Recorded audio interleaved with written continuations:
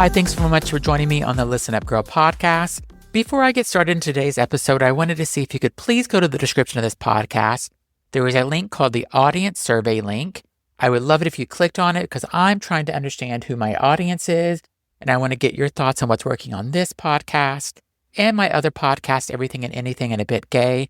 I have a lot of ideas, new guests I'd like to do, new themes, but before I do any of that, I would love to get your feedback, and the survey takes less than 10 minutes to do, so I appreciate that.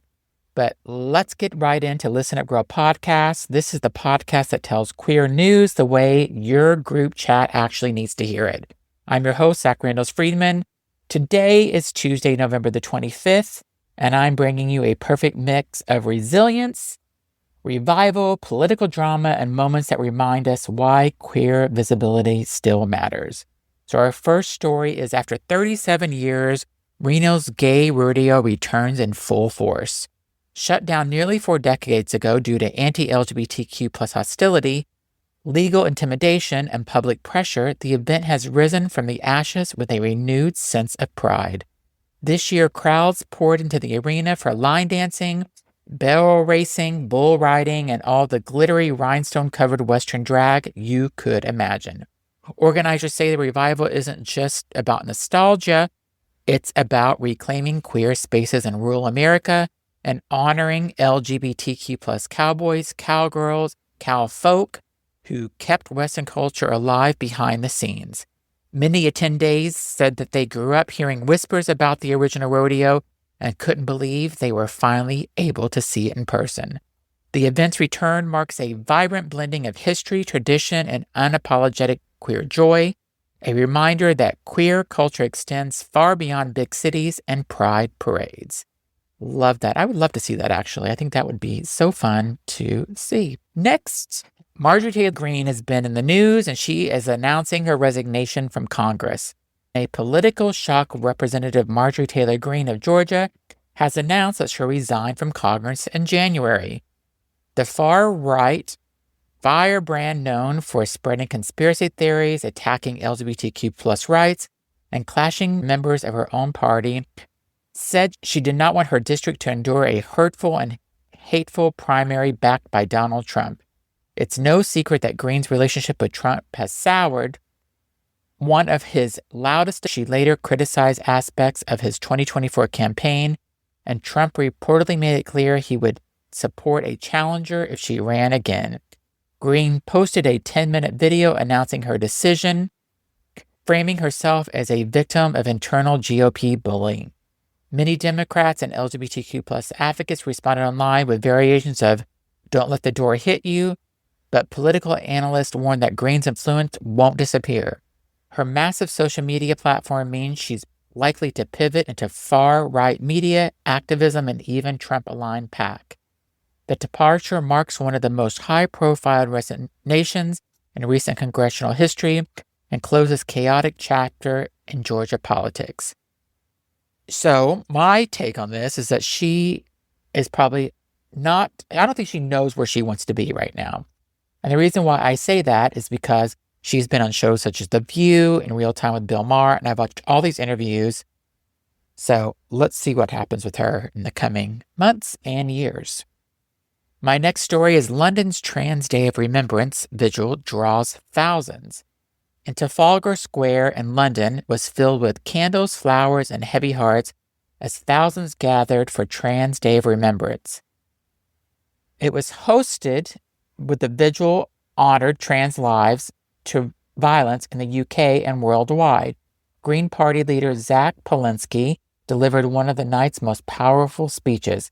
He remembered the crowd that trans people shouldn't have to thank politicians for basic recognition of dignity, saying that the real responsibility lies with leaders who have allowed harmful rhetoric and policy to flourish. He added, "Trans people deserve apologies from the media, from politicians, and from society." His words drew emotional applause from the audience, many of whom brought photos of loved ones or held signs demanding justice and protection. The event also featured appearances by singer Kate Nash, MP Nadia Wintham, Dr. Victoria McLeod, and activist Lucia Blake. Though then centered on grief, it also embodied resilience, a community honoring its past by demanding a future free from violence and discrimination. Next, Lady Gaga praises Chappell Roan, and fans lose their minds. The internet is spiraling in the best way after Lady Gaga publicly praised rising pop star Chappell Roan after a show-stopping performance at Mexico City's Corona Capital Festival posted a carousel of dramatic, witchy photos, and Gaga went into the comments with, "You are a breathtaking vision." Queer Twitter immediately combusted. It didn't help that Chappell Roan admitted she was nervous performing at such a rock-heavy festival, but ended up feeling deeply embraced by the crowd, calling the embrace hauntingly beautiful. The post also drew support from Ali X, Dove Cameron, and Amanda Lepore. Fans wasted no time manifesting a collaboration, flooding comments with collab mothers and queen supporting another queen. Considering Roan has repeatedly cited Gaga as one of the biggest musical influence, even saying Joanne inspired her release of The Giver. The idea isn't, is it happening? No confirmation yet, but this is how pop culture earthquakes begin. It would be amazing to see those two collab together. Next, TikTok creator Drew goes public to fight anti-trans hate. Drew has become one of the most important new voices in the fight against anti-trans misinformation. After living stealth for years, Drew decided the current political climate demanded visibility, and her coming out videos have reached millions. On her page, Drew talks about growing up in an anti-gay household, surviving the foster care system, and realizing as early as the age of 3 that she was meant to be a girl. Her videos are raw, often emotional, and deeply affirming, blending humor, vulnerability, and powerful storytelling. Drew's content directly counters the grooming methods and anti-trans rhetoric dominating politics. She talks about everything from transitioning in childhood to navigating relationships to finding joy and authenticity. Many followers credit her with helping them understand gender identity, while others say she's inspired them to begin their own transitions. In a time where lawmakers are trying to erase trans lives, Drew is proving that visibility, especially joyful visibility, is revolutionary. Next, Nate Berkus and Jeremiah Brent share the secret of their marriage. Design icons Nate Berkus and Jeremiah Brent, arguably one of Hollywood's most stylish queer couples, recently opened up about what really keeps their 11-year marriage strong. Their answer surprised a lot of people. Despite growing mainstream acceptance of open relationships among LGBTQ plus couples, Berkus and Brent say their marriage is built on strict monogamy. Fidelity isn't just important to us, it's foundational. They shared in a recent interview. The pair spoke openly about how honesty, structure, and emotional presence are core to their family life, especially raising their 2 children.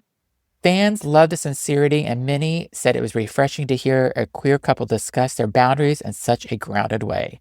The takeaway, there's no one-size-fits-all model for queer relationships, but personally, I love it that there is finally a couple that is in the LGBTQ plus community talking about being monogamous, because as I have talked about on my other podcasts, Everything and Anything and a Bit Gay, I really have no friends but maybe 1 or 2 couples that are in monogamous relationships. Everybody is open. Me and my partner are in a monogamous relationship, and I think that's why we have lasted 27 years. Next story is fitness icon Susan Powter comes out again as a total lesbian. If you were alive in the 90s, you'll remember Susan Powter, the platinum blonde queen of infomercials, the "Stop the Insanity" catchphrase, and the aggressively upbeat fitness princess. In a new interview with Entertainment Weekly, Powter casually described herself as a total lesbian, adding it's not exactly new, she just hasn't talked about it publicly in a while. Powter was one of the original wellness influencers long before Instagram fitness culture took over. Her own journey from gaining weight during a painful divorce to transforming her life into fitness made her a household name. She wrote 7 books, sold millions of workout tapes, and even launched a clothing line. At 67, she's still bold, outspoken, and unapologetically herself. Fans celebrated the announcement, calling it queer revival we didn't know we needed in 2025. Next, we go to Alabama, where Alabama Library Board bans LGBTQ books for kids and teens. The Alabama Public Library Service Board has voted to ban any materials discussing gender identity, transgender topics, or the existence of more than two genders from children and young adult sections statewide.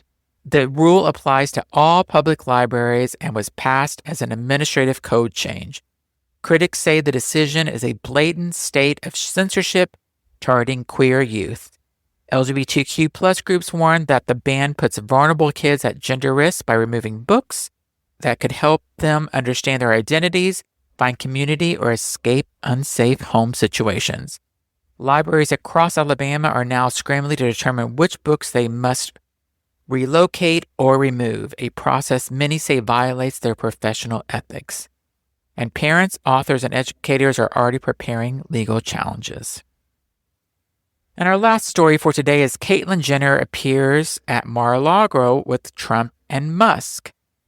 A new photo is circulating online of Caitlyn Jenner standing next to Donald Trump and Elon Musk at Mar-a-Lago. The image quickly went viral after the watchdog account Patriot Takes posted it with a caption, "Funny how trans people magically become okay when they're at Mar-a-Lago."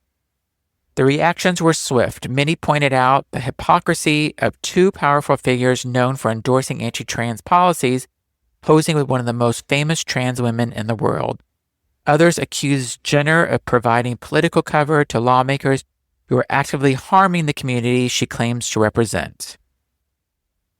Jenner hasn't commented, but the discourse highlights a long-standing tension. Visibility without solidarity can sometimes do more harm than good. I'm just going to say I don't understand Caitlyn Jenner. She is a Republican, fine, be a Republican, but how you can support MAGA and how you can support Donald Trump with all his anti-LGBTQ plus rhetoric and laws that he's trying to get, and you are a trans woman, makes no sense to me. She needs help. Anyway, that's all for my Listen Up Girl podcast for today. Thank you for tuning in as we wade through political chaos, cultural comebacks, and everything happening across the LGBTQ universe. Please make sure you subscribe to the podcast. I will have more news for tomorrow, including a major federal investigation, a shift in U.S. human rights policy, a hate crime plea, a powerful speech from a gay MP, and a new front in the fight to overturn marriage equality. I'm Zach Randles-Friedman. Stay loud, proud, and as always, don't forget to tune in to Listen Up Girl. Thanks so much for joining, and talk to you tomorrow with more LGBTQ plus news.